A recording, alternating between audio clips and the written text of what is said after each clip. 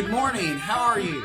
I am Burke, and you're watching Angry Buzzard Autos.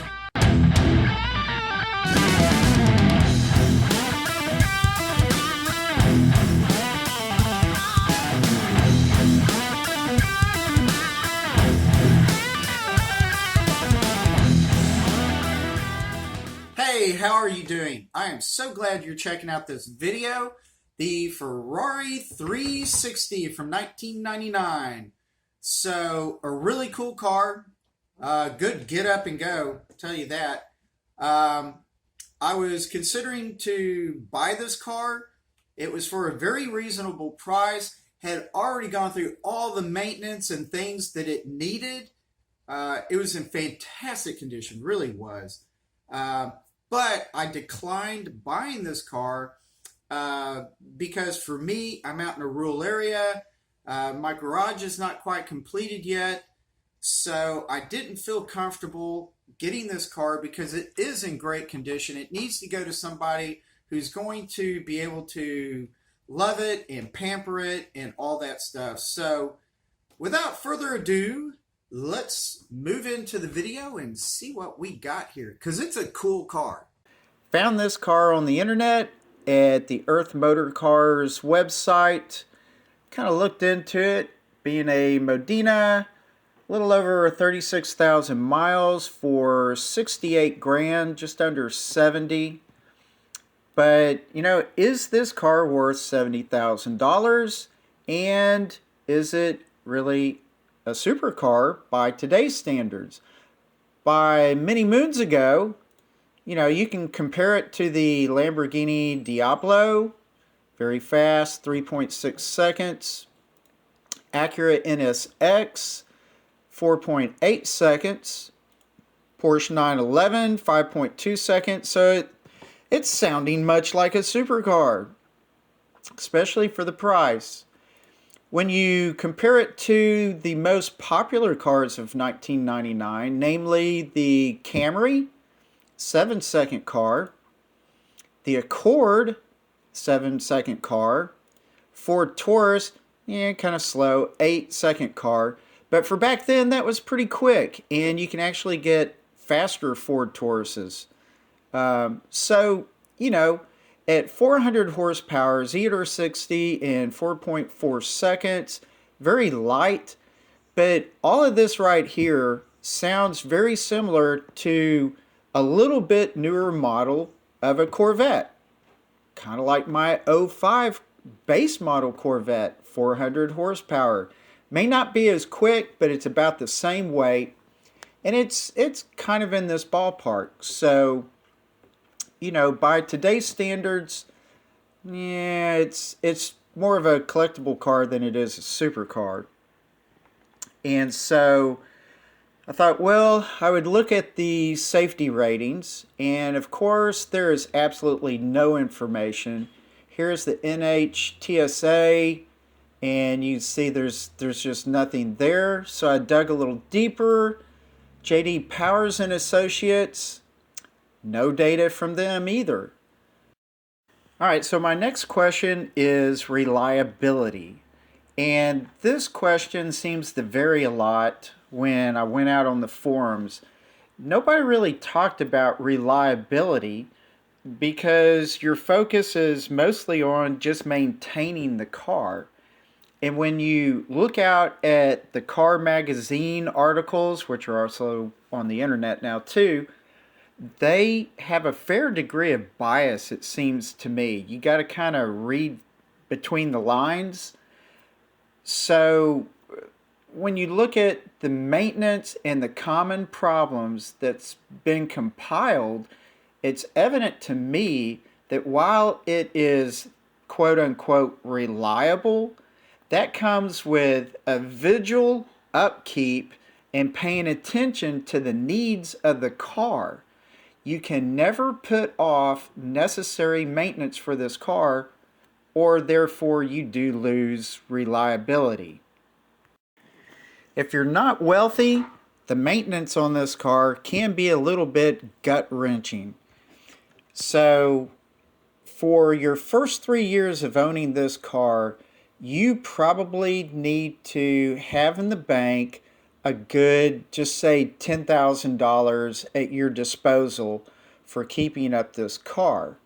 So, one statement said most Ferrari owners do not hit the 5,000 mile in a year mark, so they only have to maintain the car once in a year and maybe twice for some owners. So, you might think maintenance is expensive from comments like that. For the general population like us, it's, well, compared to other exotic cars, they're not that bad. But compared to average cars, they are extremely expensive. For the price that you would pay, like I said, if you have to hold back 10 grand or so for a 3-year, 4-year period, that's a decent used car for a lot of us. So, or at least a really good down payment or something like that. So, I don't want to get into all the maintenance stuff for this car because it can get a little bit involved. But basically, tires and clutches and things like that, they really don't cost any more than, like my older Corvette. It's not that big of a deal. Where the money comes in is for all the parts that are aging and just the any of the major maintenance on this car can cost a pretty good chunk of change. Depreciation wise, this car lost 7% of its value the first 3 years and then about $3,000 per year thereafter, which would give you about $60,000 for a very minimum value in this term. But it is kind of collectible. It's very nice. It's in great shape for this particular car. So anybody really wanting this car, 70 grand is a fantastic price. So the value of this car is very good. Ground clearance is very good at 5.1 inches. I believe that's higher than the '05 Corvette that I have. Trunk room is good compared for golf bags. Might be able to hold one, but basically speaking, this is a great frunk. The engine bay is absolutely beautiful. It's got carbon fiber on the sides. The heads have been replaced. The headers have been replaced, and the exhaust is I guess it's a custom or aftermarket exhaust, and it just really sounds nice. The interior is very good, nice bucket seats. They hold you in just perfectly. And there is, the console is nice, has a good look to it. Behind the seats, got a little bit of room back there to put some stuff, so that's very nice. The leg room is great. Plenty of room for big people in this car. And it's comfortable for us smaller folks as well. The dashboard is wonderful. I love the layout of the dashboard. Super easy to read that tachometer. Fuel gauge is kind of hidden a little bit down there on that right corner. But not too bad. And watching your speedo is a little bit interesting.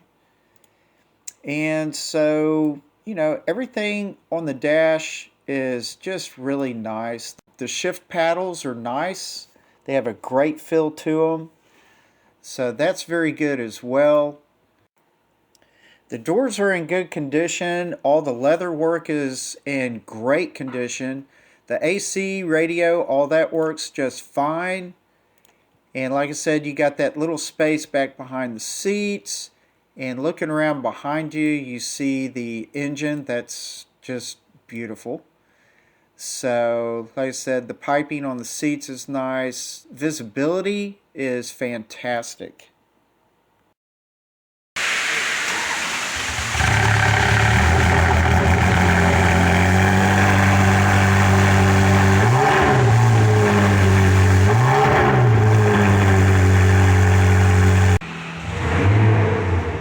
There it goes.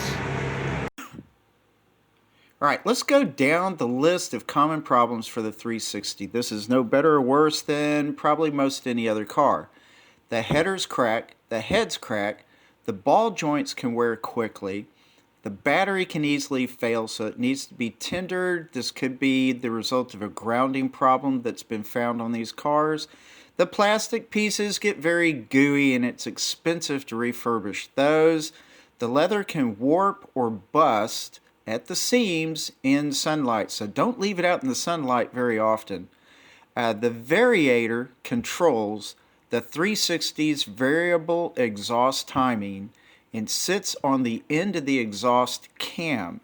If this fails, it can cause severe engine damage, so be careful to check that. The motor mounts and the transmission mounts can wear pretty quick, so watch those.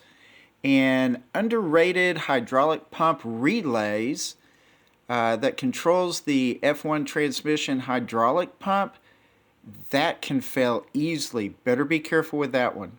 It's a cheap fix, but be careful. While the 360 is, by past terminology, a supercar, today I would consider it more of a retro supercar or a highly valued sports car or a collector's sports car. Hey, well that does it for this video. Hope you enjoyed it. That 360 is still for sale as far as I know. It's in Carrollton, Texas at Earth Motor Cars. So check that out. Comment below on any interesting tidbits that you might have or any thoughts. Maybe I should have bought it. What do you think? Subscribe. Really appreciate it. And have a great day. Enjoy yourselves. Relax. Get out there on that road with all the other crazy people and enjoy the scenery. Talk to you later. Bye.